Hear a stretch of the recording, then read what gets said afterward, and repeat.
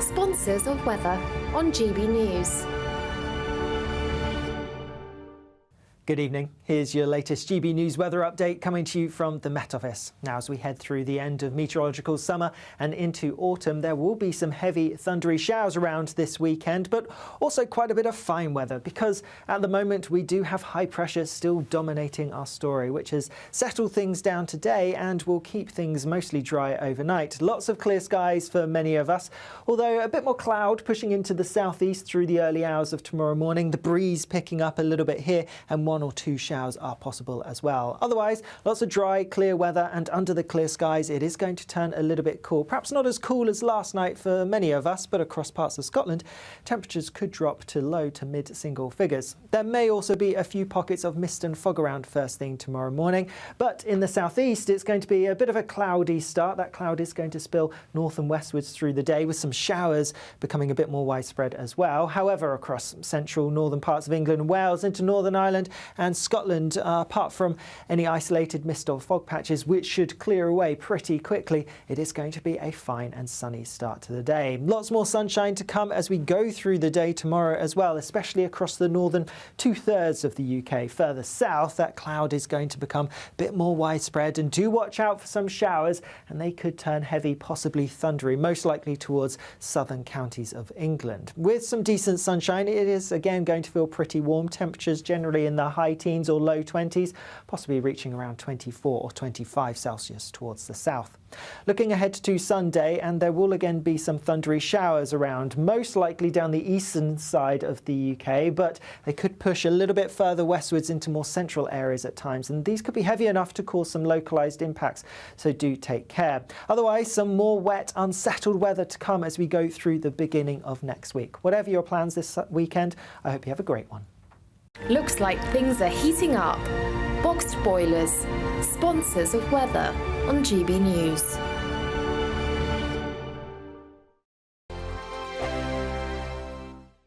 Join me, Camilla Tominey, for a frank and honest discussion with those in power that cuts through the spin and gets to the heart of the issues shaping our nation. You haven't confirmed that you want to stand as leader, but you haven't ruled it out either. This report basically says that he's not fit to stand trial. Is he indecisive? Incompetent? I deliver the dose of reality Westminster needs. That's the Camilla Tominey Show at 9:30 every Sunday on GB News, the People's Channel, Britain's news channel. Hello there, I'm Eamon Holmes. Thank you for joining us on GB News, Britain's news channel. Welcome to State of the Nation, daily plunge into the stories shaping our country. I'm Jacob Rees-Mogg, and Monday to Thursday we bring you the insights, the facts, the truth about how our country is being governed. Because what happens in Downing Street matters down your street. Tune in to State of the Nation every Monday to Thursday, 8 to 9 o'clock. Only on GB News, the People's Channel, Britain's news channel. I'm Arlene Foster on GB News, Britain's news channel.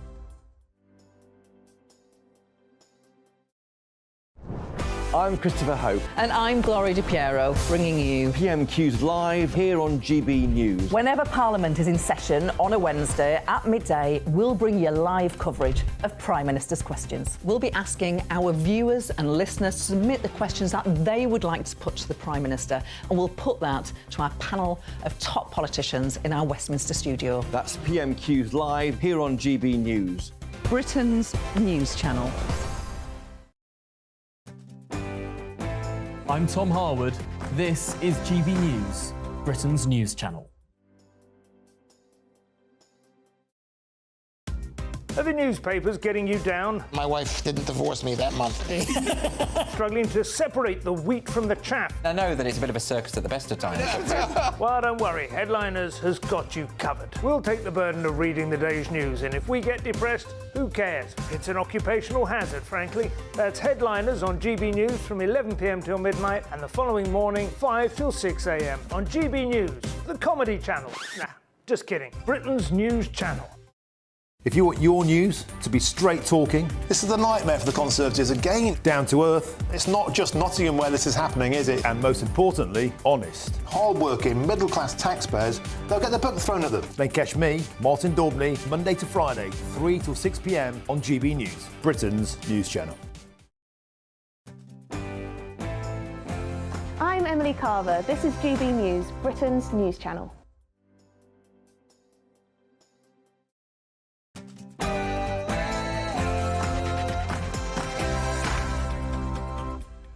Good evening, Britain. This is Friday Night Live with me, Ben Leo. Your weekend starts here on tonight's show.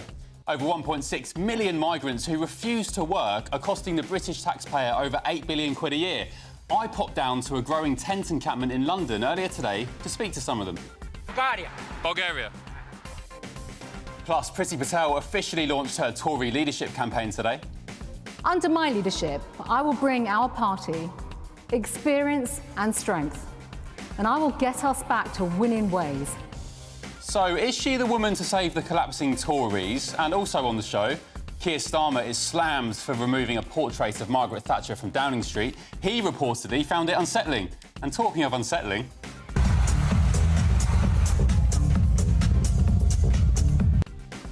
Go on, Ange. Angela Rayner's been raving in Ibiza. So why did the media attack Michael Gove for doing the exact same thing, but give her an easy pass?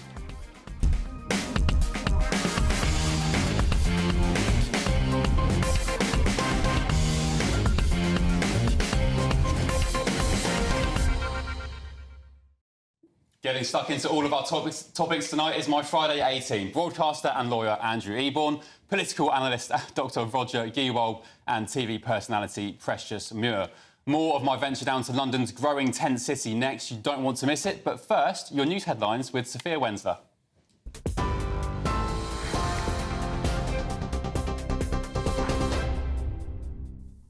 Ben, thank you. Good evening from the GB newsroom. It's just gone 8 o'clock. Your top story this hour. Police say they're following active lines of inquiry after launching a murder investigation following the death of a 13-year-old boy who was found stabbed to death at a house in the West Midlands.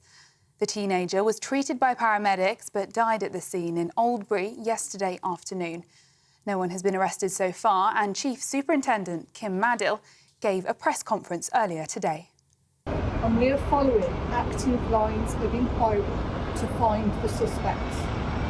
We know that the incident took place inside his home, and I would appeal to anyone who has information to come forward. We have local officers and youth workers in the area over the coming days, so please speak to them directly if you have any concerns or information that you would like to pass to us. Now, Dame Priti Patel has officially launched her Conservative leadership campaign, promising to revive the party with a focus on the future. The former Home Secretary also denounced Sir Keir Starmer's recent speech as feeble, pitiful and dishonest, criticising his approach to trade unions, criminal justice and the economy. Speaking in London, she declared the Conservative Party as the greatest in the world. Under my leadership, I will bring our party experience and strength, and I will get us back to winning ways. But before I say more about my offer to members of Parliament, my plans to empower our loyal and dedicated party members, and my commitment for our party to serve the nation and the British people with professionalism and integrity. In other news, the government says it won't impose a 4-day working week, but it would encourage workers to be able to ask for flexible working. Labour says it's focused on compressed hours, allowing employees to work longer over fewer days, not reducing total hours. The Conservatives have criticised the proposals, though, claiming businesses are concerned about potential costs. Deputy Prime Minister Angela Rayner has been spotted raving with the top DJ at a super club in Ibiza. Video footage shows Miss Rayner dancing in a DJ booth while being cheered on by the crowd at High Ibiza on the Spanish party island. It comes just days after Sir Keir Starmer warned the nation of a painful autumn budget. And Oasis are storming the charts 15 years after the band broke up and fresh from the news that they're reuniting. Brothers Noel and Liam Gallagher confirmed the reunion on Tuesday morning following weeks of speculation. Now, Oasis have recorded their best ever week on the UK albums chart, with 3 albums currently in the top 5. Those are the latest GB News headlines for now. I'm Sophia Wensler. More in an hour. For the very latest GB News direct to your smartphone, sign up to News Alerts by scanning the QR code or go to gbnews.com/alerts.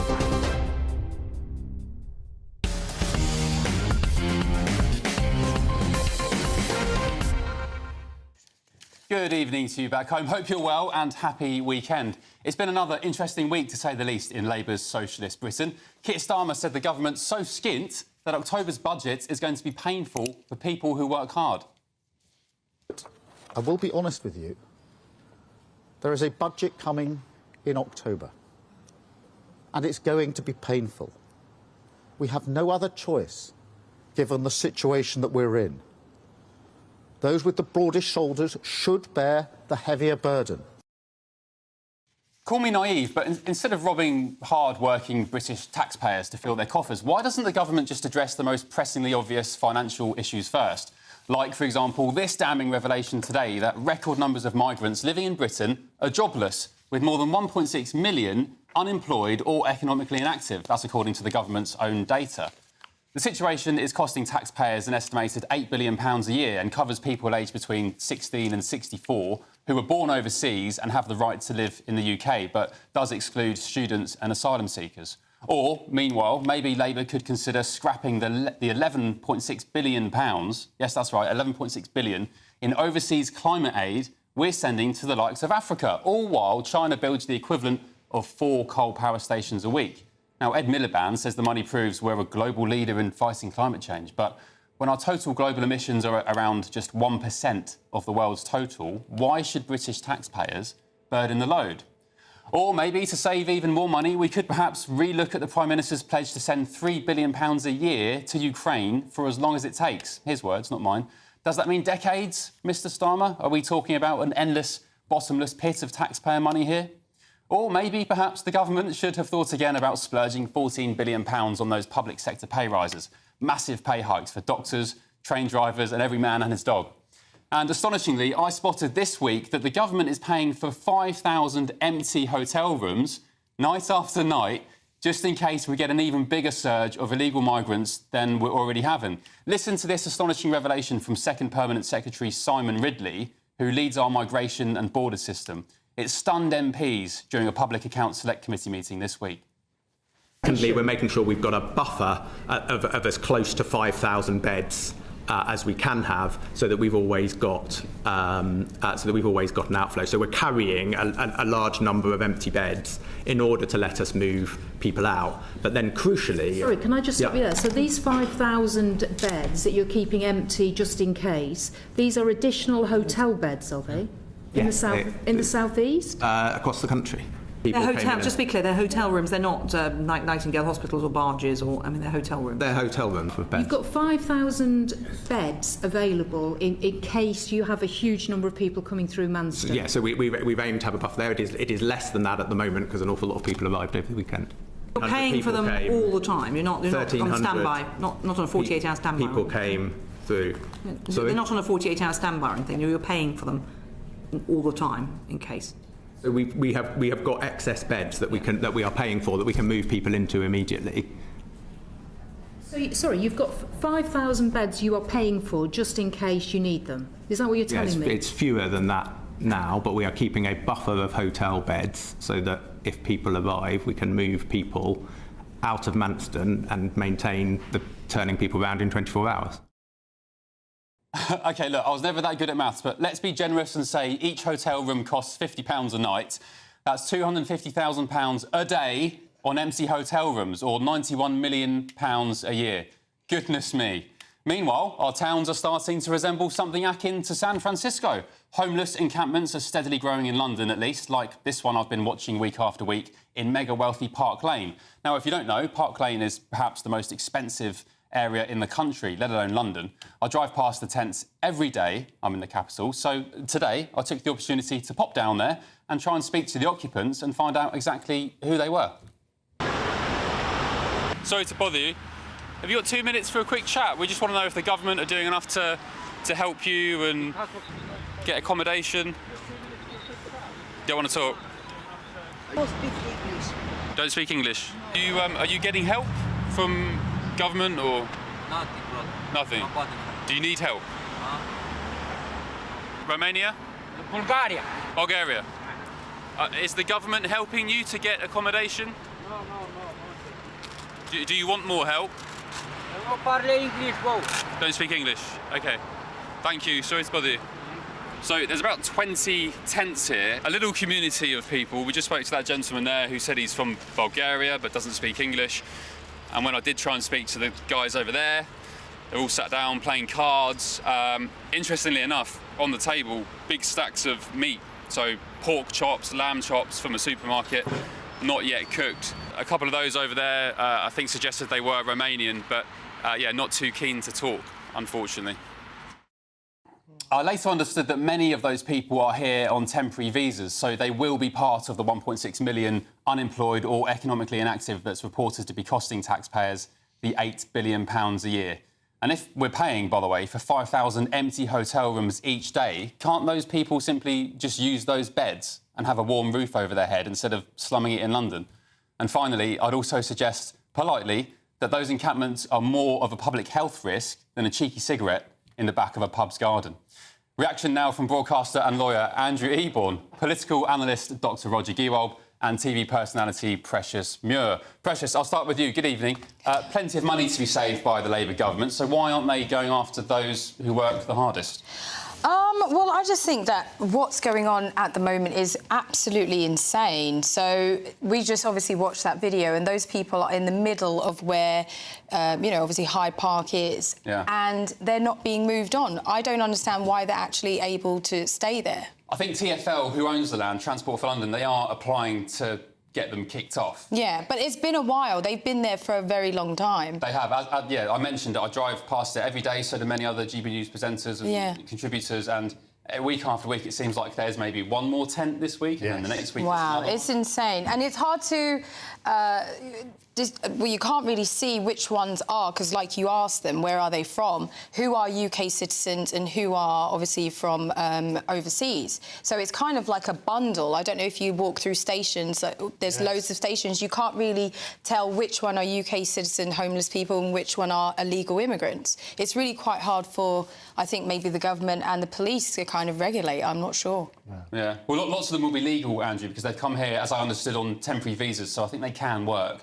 I did ask, are you working? Are you looking for a job? And they didn't seem to be. But they did have stacks of supermarket meat. Oh, it's quite extraordinary. And what I find amazing, firstly, you find 50 quid a hotel room. That's not right. It's probably going to be close to 100. That's me being very generous. You're being very generous indeed. So it's actually 500,000. The figures from the Centre for Migration Control say it's 8.5 billion annually. And you're right. You look at those sort of figures, it's absolutely crazy. And to have those hotel rooms that are absolutely empty is nonsense. What I love about this programme, BLT, is that you shine a spotlight and have more light and less heat on these issues. Because if you look at the stats, you talk to the people there concerned, they didn't look uncomfortable and so on and so forth. I don't know what their story is. And you're working on that sort of basis. It's nonsense to have them there. I live just around the corner from Park Lane, as you know. Oh, look at you. Someone's earning. Oh, I am. A fortune. GB News paid me a fortune. That's why I'm in the centre.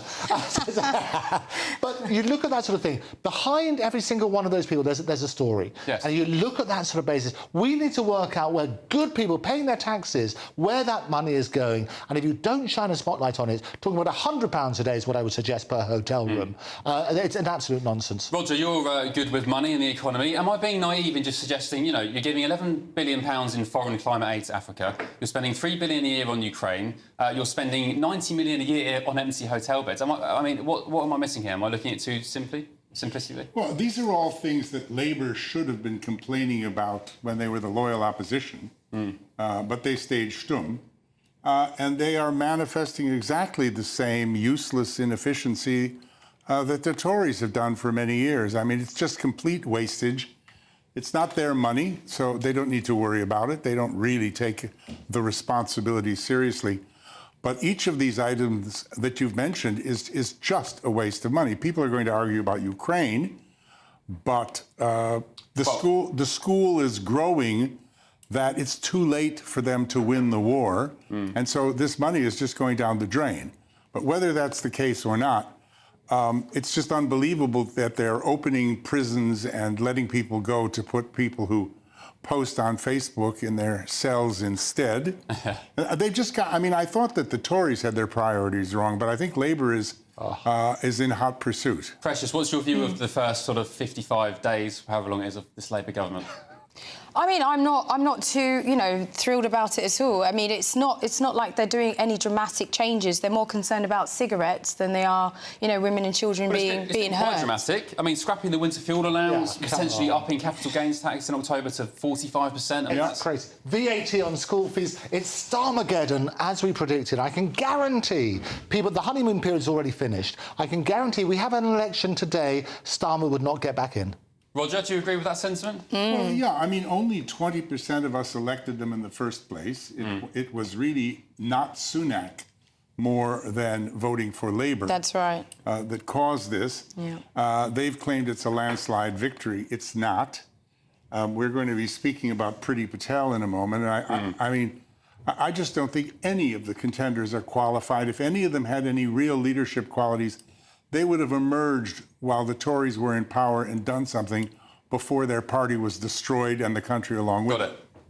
OK, well, look, as I said, maybe I'm just naive or silly with numbers, or, don't get it. But when we're sending 11 billion for overseas climate aid, you've got Ukraine, you've got empty hotel beds, how can you then, and also, by the way, splashing on public sector pay rises, how can you then complain there's a £20 billion black hole? I don't know. Anyway, coming up, Priti Patel officially launched her Conservative leadership bid with a hard-hitting speech earlier today. Under my leadership, I will bring our party experience and strength, and I will get us back to winning ways. But is the former Home Secretary really the woman to turn the Tories' fortunes around? You're watching Friday Night Live with me, Ben Leo, only on GB News. Back in a tick.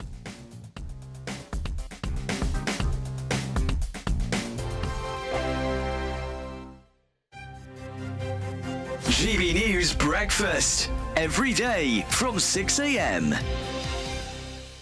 Fatima's UK campaign, Children and Young People Matter, because I actually run a campaign, and my ministry today is about looking after children in the care system and improving their life outcomes.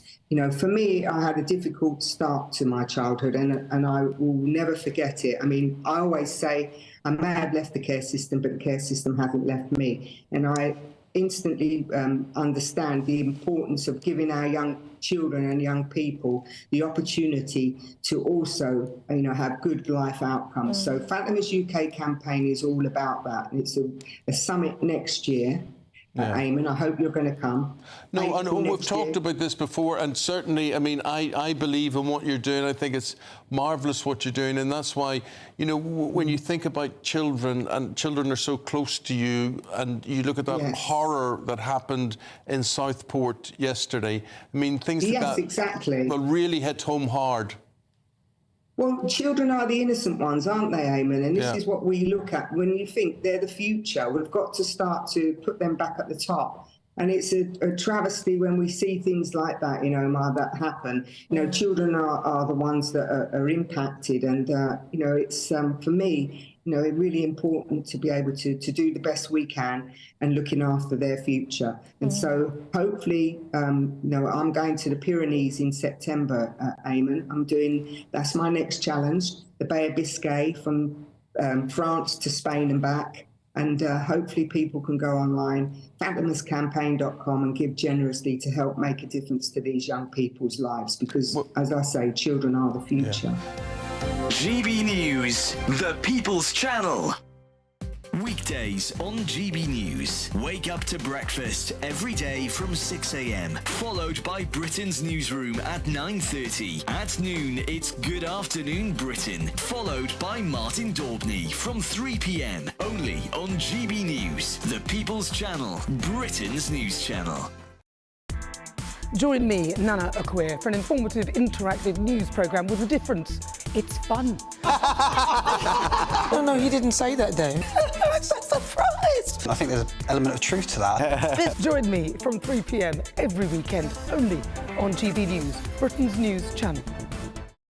We're proud to be GB News, the People's Channel. And as you know, we always love to hear your views. Now, there's a new way of getting in touch with us at gbnews.com/your say. By commenting, you can be part of a live conversation and join our GB News community. You can even talk to me, Bev Turner, or any of the members of the GB News family.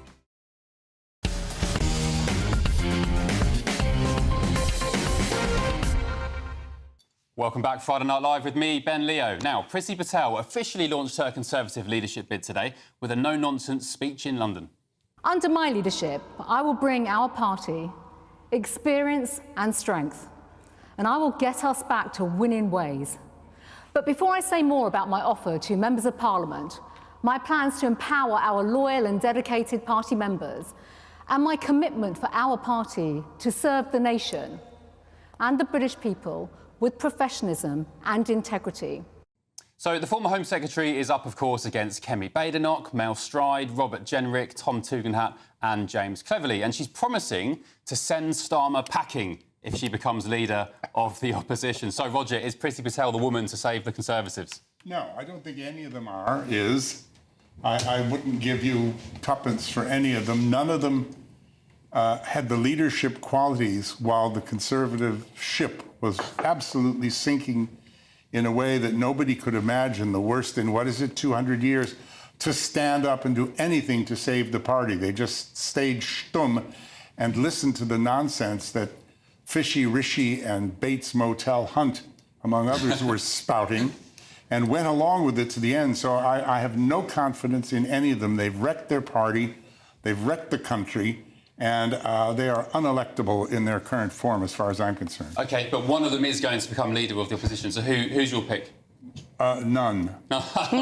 Andrew Ebon. None of the above. None of the above. I'll tell you who's got my pick. My pick, which will guarantee a win, is Nigel Farage, who's not even on the thing at the moment. You didn't ask me that. I asked the right questions. It's got to be. That's different. The reality is that Nigel could save this party. It's going to happen in the future. If you look at the results of what happened, there will be basically a revolution. Because you look at people like the Reform Party, who got 14% of the votes and ended up with 5 seats. The people like Liberal Democrats, who got 12% of the votes, got 72 seats. Yeah, but this Democracy doesn't work on that sort of basis. So what's going to happen is absolutely people are going to turn around and say, actually, there's something that we want. Nigel's speaking to the people. It's going to work on that basis. Sorry, but this isn't the question that was asked. Whether Reform will join the Tories or not, they may not need to. But the question Ben asked is it Priti Patel or is it somebody else among that group? That's what we're talking about. And the answer has got to be none of them shines. None of them did a thing to show leadership qualities to even try to save this ship that was heading for the rocks with sirens and lights. I think one positive thing I must say is the fact that she is a woman and she is a woman of colour. So she is an influence to the population of the UK. Yeah, and she's representing a lot of people. It does kind of matter in representation matters. As much as it does for Kamala Harris. It doesn't matter. It's nothing to do. Kamala Harris is a very inspirational person. I think a lot of people can be influenced by her positive stuff that she actually talks about. And for me, that is the only win in this situation. Can I ask you name something that Kamala Harris inspires you with? What's one? Well, the fact that she wants to reinstate the fact that women should have the freedom to choose, and that is super important because when you take that away from a woman, what is her human rights? It's basic human rights to have that ability to go and do what you need to do if you need to do it. What is she adding to the equation? Because Trump, for example, says let each state decide. But the government shouldn't be in control over a woman's body. The government shouldn't have control. They have taken Roe versus Wade out, and they basically need to reinstate that because they're a state in the United States of America, and I lived there for 10 years. And at the end of the day, if they do not reinstate that, there is women who will die. There is things that they're going through, and they need support. But going back to that, she is an inspiration, and that's the only thing I can say about that. I'm an American lawyer. I understand. But it's a federal situation rather than like the UK. And it's far more accurate and fair for each state to decide what it wants to do. OK, guys, we are going to do an American piece at the end because there's a funny Trump campaign video I want to show everybody. So we'll possibly come back onto this. But let's move on because the Prime Minister has provoked anger by removing a painting of Margaret Thatcher from Downing Street after he claimed it was unsettling to him. Absolutely. The portrait of Baroness Thatcher was commissioned by Labour's former Prime Minister Gordon Brown and unveiled to the Iron Lady herself at a private reception in 2009. But just weeks into his premiership, Sir Keir Starmer has decided it has to go. I don't know where it's going, maybe to a charity shop. But I'm joined now by the director of the Heritage Foundation, live from Washington, D.C., and, of course, the former aide to Margaret Thatcher herself, Niall Gardner. Good evening, Niall. Thanks for joining me, or good morning where you are. What do you make of the Prime Minister's decision to remove this portrait? Yeah, good evening, Ben. Thanks for having me on the show today. What a disgraceful decision by Keir Starmer. It demonstrates what a petty-minded individual he is. After all, this was a portrait commissioned, in fact, by Gordon Brown when he was Prime Minister, who welcomed Lady Thatcher to Downing Street. And now you have Keir Starmer, really a far-left socialist, a political pygmy in every respect compared to Margaret Thatcher, who was a towering figure. Starmer banishing Thatcher's portrait from Downing Street. What's an absolute disgrace, and it demonstrates just how low this Labour government is stooping. And I do think, actually, that Keir Starmer is the most disastrous British Prime Minister of the modern era in every respect. Yet another appalling decision taken by the new PM, who was, of course, only backed by around a third of the British voting public, and already he's taking on the memory of Margaret Thatcher. A big mistake, I think, in every respect. OK, Niall, but in his defence, he has only had 50-odd days, and it is his house at the moment. It's his office. Surely he can do what he wants. Well, of course, he can do what he likes, but this demonstrates, I think, a real lack of judgment. It demonstrates complete arrogance on the part of Keir Starmer and a real lack of respect for a truly great Prime Minister who won 3 general elections in a row with a magnificent record. Keir Starmer behaves in an incredibly arrogant fashion. I'm concerned about Starmer on so many fronts, including his sort of woke authoritarian instincts, his complete lack of seriousness about dealing with illegal migration, for example, the looming tax rises on the horizon.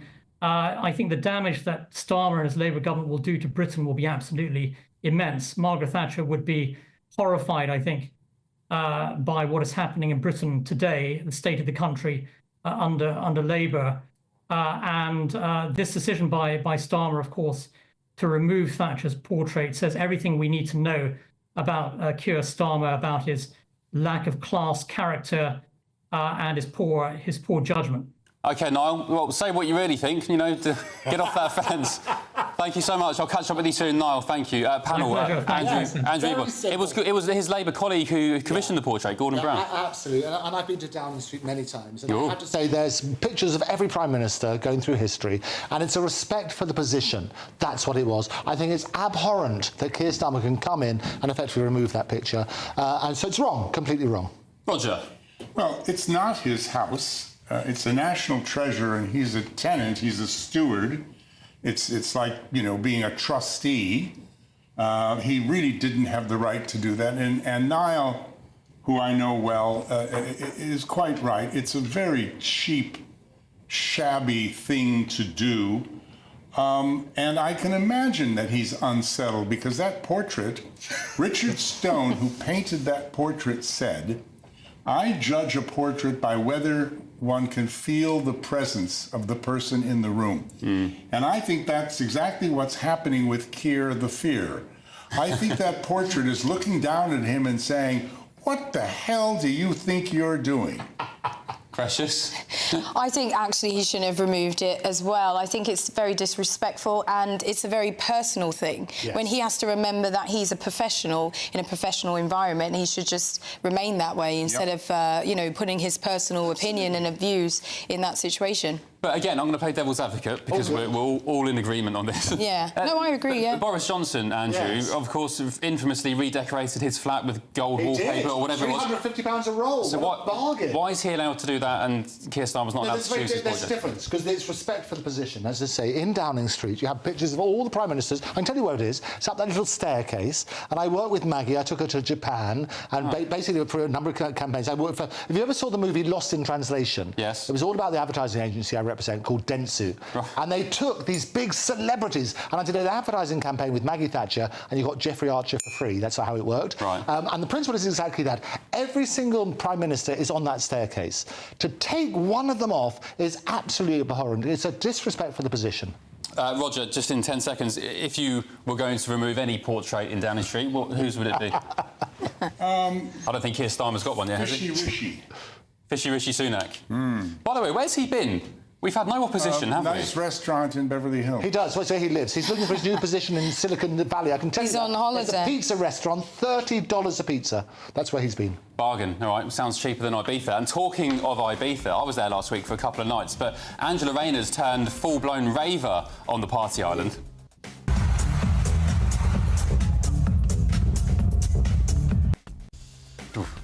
But is this really a good look for a Deputy Prime Minister? We'll debate that after the break. This is Friday Night Live with me, Ben Leo. Back in a tick.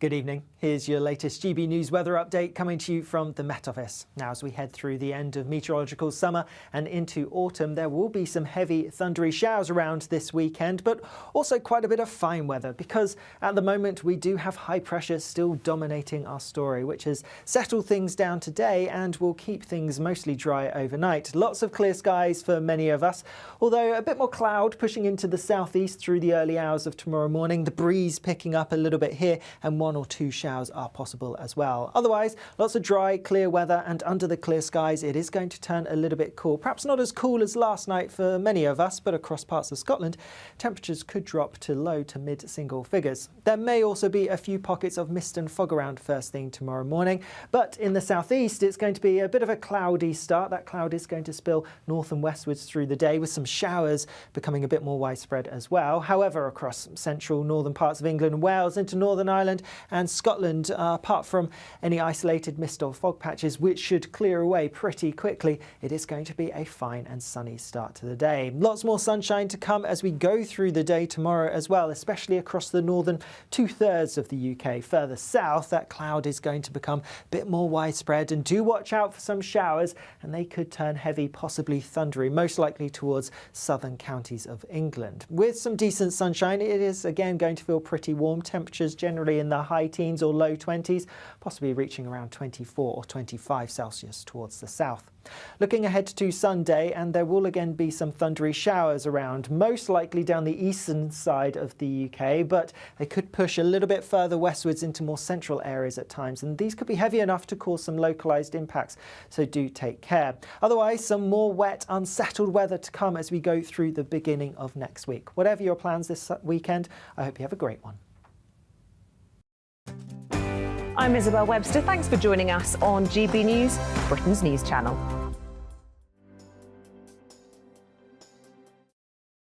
It's Patrick Christie's Tonight, and here we do things differently. It's explaining the absolute madness of this, doesn't it? It's explosive. I mean, this is very good. It's lively. 850. Your government sat there, Sean, and it did nothing. It's controversial. And the Middle East has been in turmoil since before I was born. It's everything you need to kickstart your evening. Everyone's had their Weetabix tonight. I love to see it. That's Patrick Christie's Tonight, weeknights from 9 p.m. Only on GB News, the People's Channel, Britain's news channel. I'm Emily Carver. This is GB News, Britain's news channel.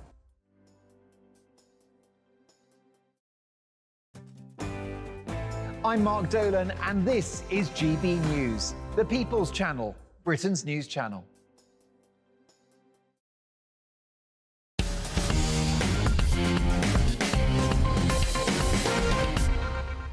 Welcome back. Friday Night Live with me, Ben Leo. Now, just days after her boss warns the nation of a painful autumn budget, Deputy PM Angela Rayner has been spotted raving in Ibiza without a care in the world. still be friends. But I admit that I was glad it was over.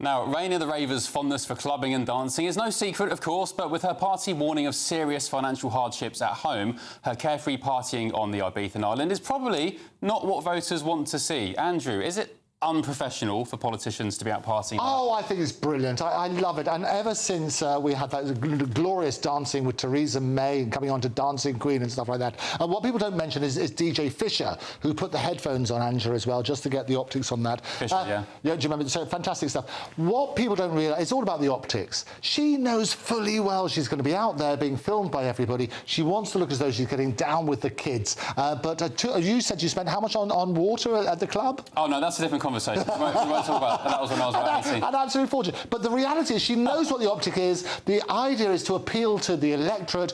Does it in this current climate? Because it's ridiculously expensive to do that. And I think she's actually going to lose more people than she's going to gain. Roger, you as sort of... As a clubber? As sympathetic as Andrew is? I don't really care, to be honest. I think it's irrelevant. Just like we were talking Kamala Harris it went from somebody that nobody would endorse 5 minutes ago to a superstar, really because she'd be the first woman president. She's black, she's Asian, in that order.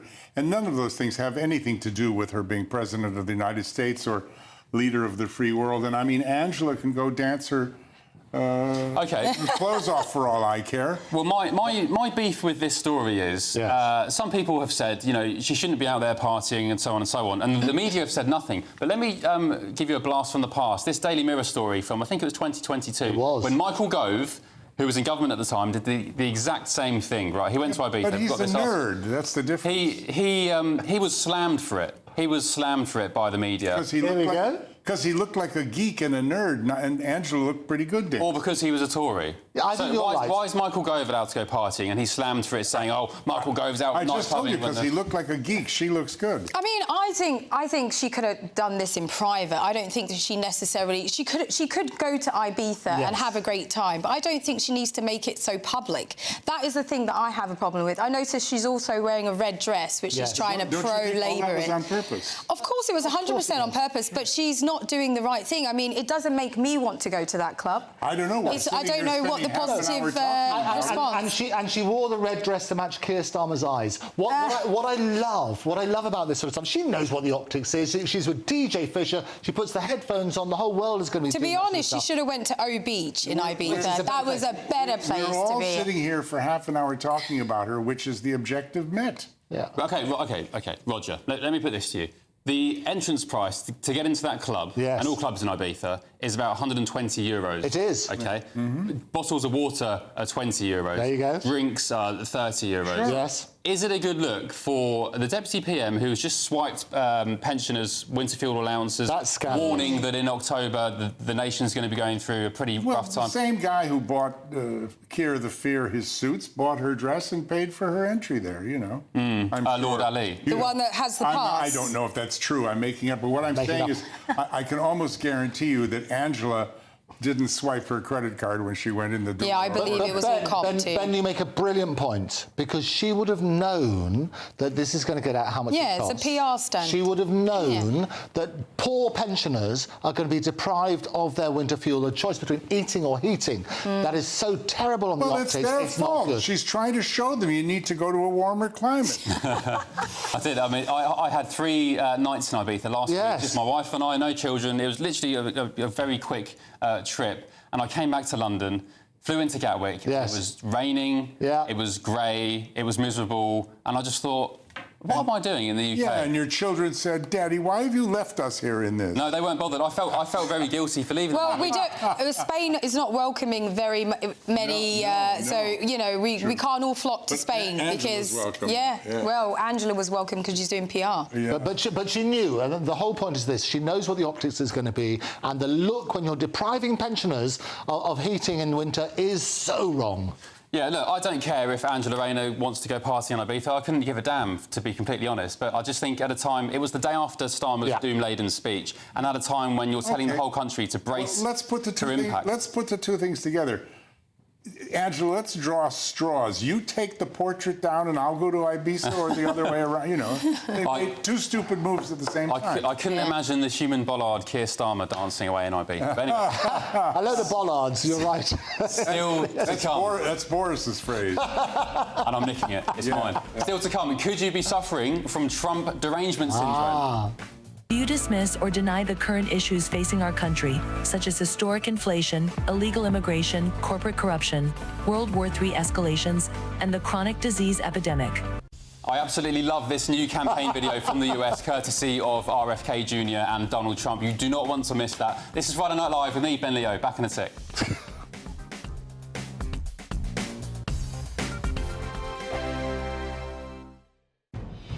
Good afternoon, Britain.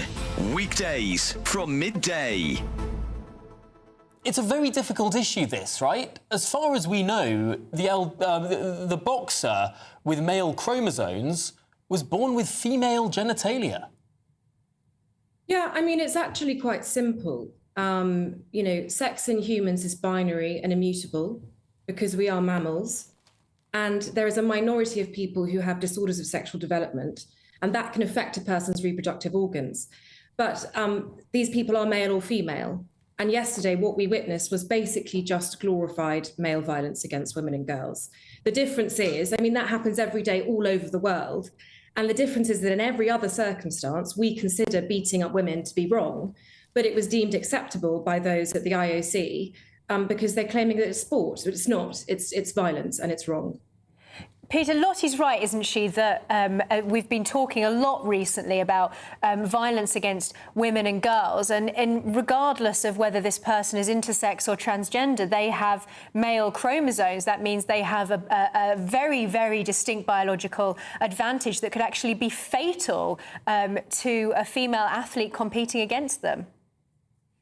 Well, of course, sport does need to be fair, and we do need to examine this case very thoroughly. There are reports that the boxer, Iman Khalif, was born a biological woman. She is not transgender. She is not non-binary. She is not intersex. She may have elevated levels of testosterone, but that's entirely natural. It's beyond her control. It's the way she was born. And that is why the International Olympic Committee has said that she falls within the rules. GB News, the People's Channel. Join me, Camilla Tominey, for a frank and honest discussion with those in power that cuts through the spin and gets to the heart of the issues shaping our nation. You haven't confirmed that you want to stand as leader, but you haven't ruled it out either. This report basically says that he's not fit to stand trial. Is he indecisive? Incompetent? I deliver the dose of reality Westminster needs. That's the Camilla Tominey Show at 9:30 every Sunday on GB News. The People's Channel, Britain's news channel. Welcome to State of the Nation, daily plunge into the stories shaping our country. I'm Jacob Rees-Mogg, and Monday to Thursday we bring you the insights, the facts, the truth about how our country is being governed. Because what happens in Downing Street matters down your street. Tune in to State of the Nation every Monday to Thursday, 8 to 9 o'clock. Only on GB News, the People's Channel, Britain's news channel.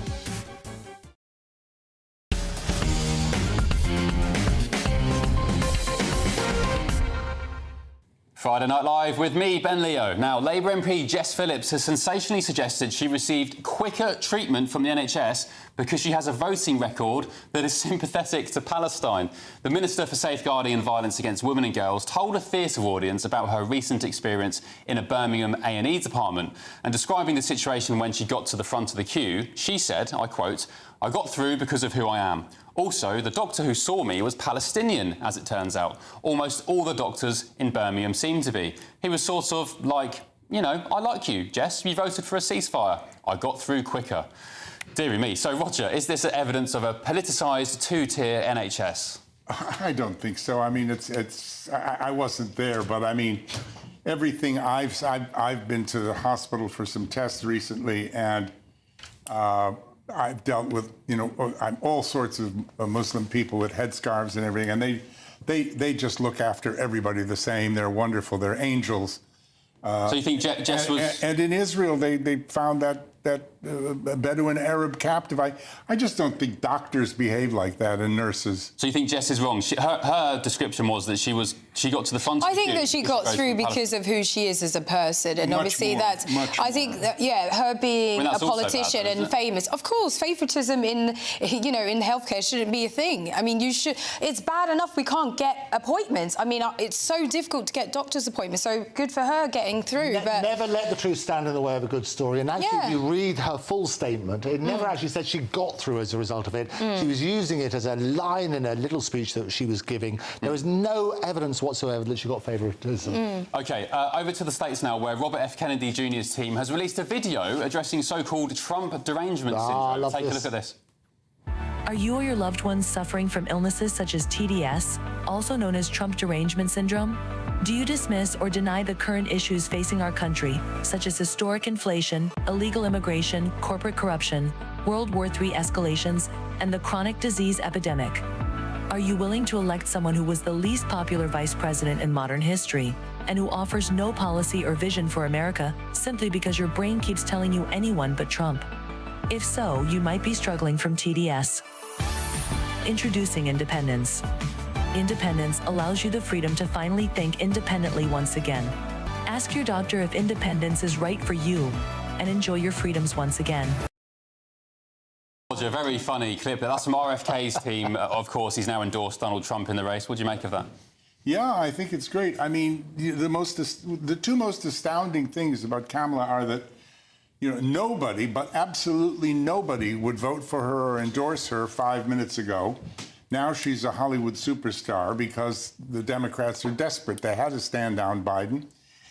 Three things. Number two, why is Joe Biden, who's completely incompetent to carry on the job as president and head of the free world, still in office? Because if he stood down between now and November the 5th, Kamala would be almost certain to make some blunder or gaffe that would cost the Democrats the presidency.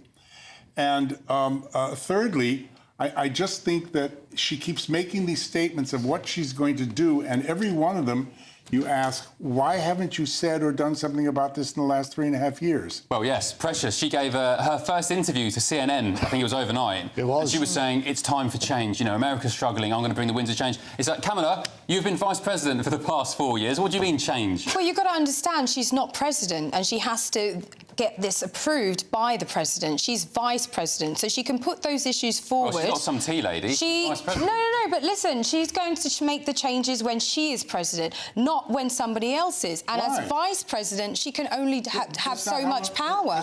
She can put forward what she thinks should be changed, but that's not how. If Joe Biden doesn't sign off on it, it's not going to happen. Not true. The president doesn't run America. Congress runs America, and the president. She could have put up anything. She's the second most powerful politician in America. She could have put up to Congress anything she wanted to, as Ben said, in the last 3.5 years, and she's done nothing. She's done a lot. The one job, sorry if I may, the one job that she didn't do was she was told to go to the border, which she went once, and do something about the immigration. 8 million illegal people came in because of her. Andrew, you like I'll tell you what's fascinating is that in 2016 she spent millions, including lots of students, to get her name pronounced rightly, and nobody does in the media. Her name is Kamala Harris, is what it is. Nobody in the media does it right. She worked on that sort of basis. All that's happened as a result of this is Trump is winning. I had Errol Musk, the father of Elon, on my show. We had him yesterday, and he was saying that Elon did the biggest poll of anybody, had 6 million people responded, and 77% of the people who responded, 6 out of 6 million, voted for Trump, and only 23 for Kamala. But was that on X? It was on X, absolutely. Okay, well, it sounds like a good poll, but that is on X, which is, I'd say, more now right-leaning. So. Oh, no, and Elon has made it very clear. He supports Trump, and he's gone into... He did that wonderful bromance interview, and it was a bromance interview on that basis. We're getting away from the point. The point is she had 3.5 years through the American political process. Everywhere in the world is suffering with illegal immigration. That is not the only thing that we should focus on. Kamala Harris's presidency coming forward. She will make changes. She will reinstate Roe versus Wade, and she will make those promises that she's made actual reality. And I believe in her. And there is no way that she could have done certain things when somebody else was president. And Precious is so wonderfully eloquent. But it doesn't work that way. But 10 seconds. Can I ask you one thing, Precious, because it's really important. One of the things they're campaigning for example, are tampons in boys' bathrooms. Is that right? No, Waltz already did that. You're a brilliant ventriloquist. Is that right? Well, I don't think that it's necessary for tampons to be in male bathrooms. Why would that be? That's what she's asking. Well, that doesn't make sense. Why are you talking about them doing it? It's done. That's what Waltz did in Minnesota. He put tampons in boys' bathrooms. Waltz also lied about his kids being conceived with IVF. He lied about military career. He lied about going into battle and shooting weapons at the enemy. He never did such. But we don't want to get into talking about the negative things about Trump, because at the end of the day, if you are a person who loves and cares for women and children, and knowing what Trump has been, he has been, right, convicted of certain crimes. Now, let's not go into all of that. But at the end of the day, if you're choosing to support that, then I can't support what you're saying. Not at all. Yeah, absolutely. No. Very quickly, Roger, as the American here, what do you make of RFK Jr.'s endorsement now to Trump and his suspension of his own campaign? And, of course, his family, RFK's family, the Kennedys, ditching him over it. Well, I think that RFK, despite some troubles in his life earlier, is a man of much integrity, a very good politician, a terrific environmentalist, and I think he flipped so quickly. He was saying so many bad things about Trump. His endorsement of Trump says volumes. I think it's very important. He was speaking very negatively earlier on, and then all of a sudden now he's like, well, I don't want to vote for a female president, so you know what, let me just jump on board this bandwagon. I mean, again, what's the fact she's a woman got to do? She's not going to get a vote just because she's a woman. But let me just say, RFK Jr. gave an interview to Tucker Carlson, and he said, I still don't agree with Trump on a lot of things. Yeah. I agree. He did say that. But then why get into bed with somebody you're not actually on board with? Like, don't stick around. How can you be on board with Kamala Harris? She doesn't stand Well, she's not a convicted felon, so that's why I'm on board with it. How many millions are wasted? Kamala is her name. He's a convicted felon by a New York court presided over by a traffic court judge, for goodness sake, who was politically appointed and roped in. He paid millions of pounds to the victim. She had got her justice. That was a civil case. Right, but at the end of the day, he's still a convicted... No, he's still a convicted... No, I do understand that he's a convicted felon, and he can't... And the American people who are convicted felons can't even vote. So why can a president become president again when he's a convicted felon and people in America who have done similar crimes or less can't vote? Sorry, I'll just add before you respond, Roger. Joe Biden would have been a convicted felon for his mishandling of those classified documents, but the courts ruled it was such an old duffer that there was no point in doing it. More than that, he's still under impeachment proceedings in Congress. What he has done, selling influence with his son Hunter, and that has been buried, is still wide open, and he could be convicted anytime. He can't be responsible for his children's crimes. Scandal he can't. That Zuckerberg has just revealed is the pressure that he was put under by the Biden administration to bury that story about the Hunter Biden laptop. But you can't bring his father into this. At the end of the day, an individual as an adult it's up to him to deal with his. But he was at the meetings. He was part of it. They were his contacts. That's his son. 10% for the big guy. No, that's the father. Well, the father is not going to. No, the father. I know exactly what's happening. And the father is the father is supporting his son. No way. Joe Biden's colleagues in China, in Ukraine, and elsewhere were introduced by him, monitored by him. I mean, all of this is in documents in Congress in impeachment. We're coming to the end. Andrew, thank you very much. Roger, great heated debate, love it. Coming up next, it's Patrick Christie's. We love Patrick. Well, absolutely fantastic show. I was enjoying that, actually. Right, OK, so two big ones tonight for you. We've got an exclusive, which is, I think, a sign of things to come under a Labour government. In Wales, a village is now going to take their council to court because of a purpose-built housing development for asylum seekers. So they're quite angry about that. They're also lied to about what that development was. The other big one I've got for you tonight is Esther McVey is joining me at 9:45 p.m. Esther McVey, who is going to discuss her controversial reaction to Sir Keir Starmer's smoking ban. So I've got all that and much, much more coming your way. Great. Look forward to it, Patrick. Sounds like a cracking show. Esther McVey especially will be very, very interesting.